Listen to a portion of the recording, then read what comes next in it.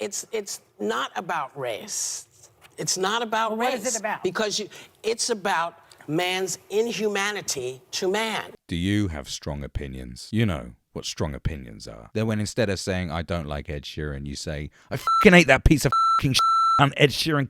Sheeran? My oh my. What a very strong opinion you have. Everyone loves sharing opinions online, especially on Twitter, the filthy, putrid ocean of thought expression. People like expressing opinions on there because people take their opinions seriously. Well, when it suits them, of course. You can be some numbnuts nobody with 3 followers and tweet a very spicy thing about, I don't know, Russia or something, and suddenly you're being used as a legitimate source on the BBC about which way the hateful wind is blowing. Your sorry ass. Your opinion isn't really worth anything, though. Sorry, but it's not. But it was useful for the BBC to broadcast and legitimize your opinion to prove their so-called facts. And I'm doing air quotes. Believe me, I am doing air quotes. That's the beauty of opinions on Twitter. It's like the world of online porn. Sometimes you just conjure up some bizarre fetish in your weirdo brain. And you think, surely that doesn't exist. Then you run a quick search on your go-to choice porn provider and whoop, there it is. The very fetish you thought you invented.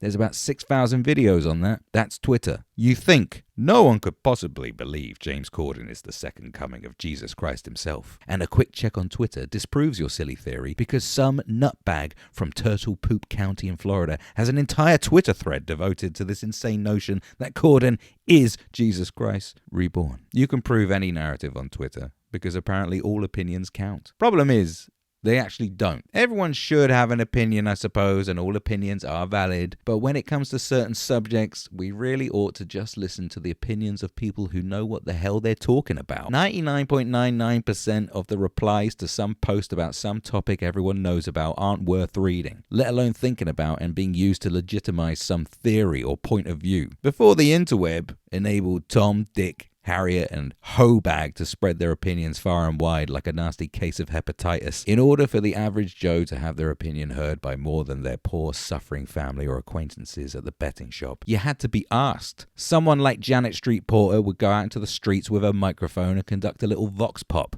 and ask you what you thought about the ozone layer, and that person might be you. People at home watching TV would see you and hear your opinion and go, wow, what an opinion. They didn't take you seriously though, because you were just a douchebag on the street being interviewed by Janet Street Porter. That was your place in society. Real opinions came from proper people on TV and media, like journalists and celebrities, and this is where the problem of opinions perhaps started. Their opinions on most subjects other than their field of expertise, such as propaganda and mindless idiocy, were and still are about as valid as any of ours. But because these people inhabit a box inside your house and have a familiar face, we somehow considered what they said to be legitimate and something we ought to listen to and repeat verbatim to our idiot friends. Just look at people on shows like Good Morning Britain, or Loose Women, or The View, or whatever. You shouldn't take their opinions as something poignant and legitimate.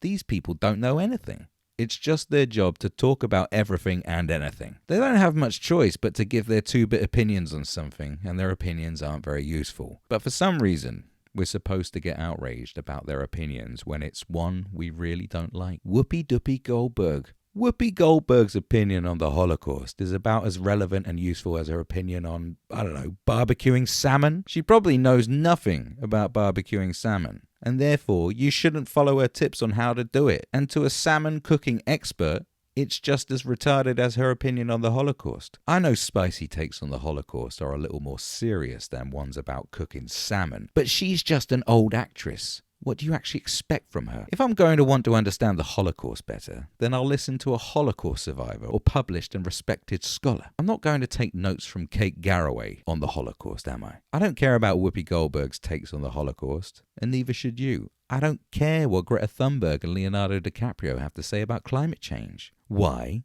Because I've never seen any evidence of their PhDs. I've never seen a peer-reviewed paper on any of their field experiments. I don't give 2 shits about Dr. Umar Johnson's wacky theories on the evolution of white people. Because why? He's not an evolutionary scientist.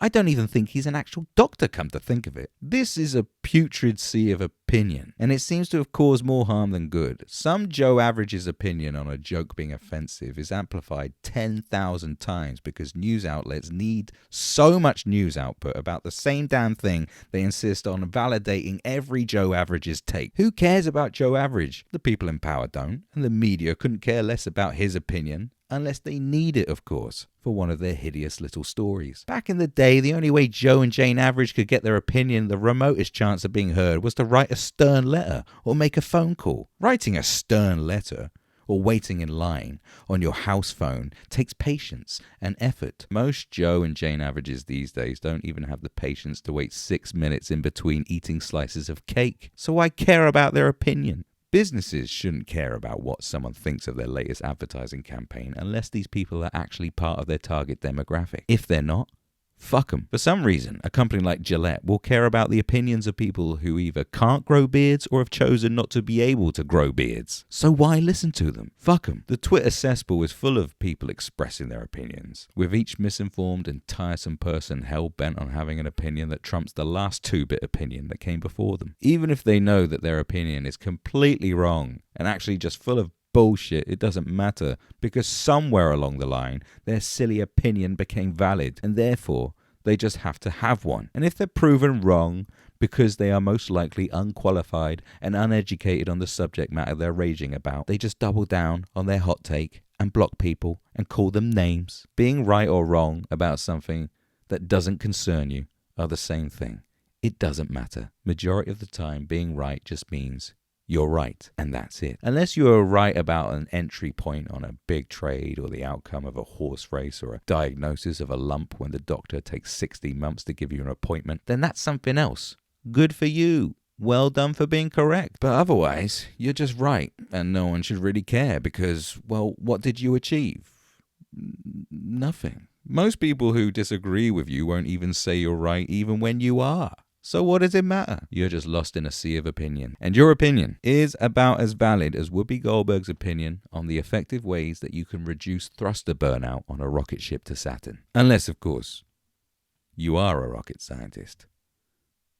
And therefore, I do not need your tips on cooking salmon. But these are two white groups of people. Well, they have to black They people just see them as white people. And they But have you're to missing the homosexuals. point. You're missing the point.